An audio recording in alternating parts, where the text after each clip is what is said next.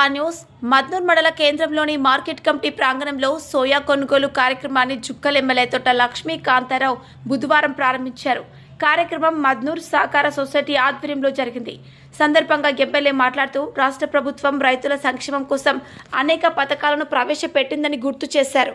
రైతులకు గిట్టుబాటు ధరకు ఒక్కో క్వింటాల్కు సోయాకు 5,328 చెల్లించబడుతోందని తెలిపారు. రైతులు కష్టపడి పండించిన పంటకు న్యాయమైన ధర లభించేందుకు ప్రభుత్వం కట్టుబడి ఉందని ఆయన పేర్కొన్నారు.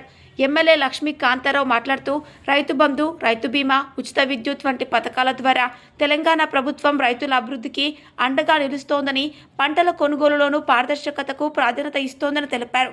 కార్యక్రమంలో market committee chairman Soujanya, Ramesh, vice chairman Paramesh Patel, Seenu Patel, ధరస్థాయిలు రామ్ పటేల్, రమేష్, హనుమన్లు, గోపి, గంగాధర్, హనుమంత్, అముల్ పాల్గొన్నారు.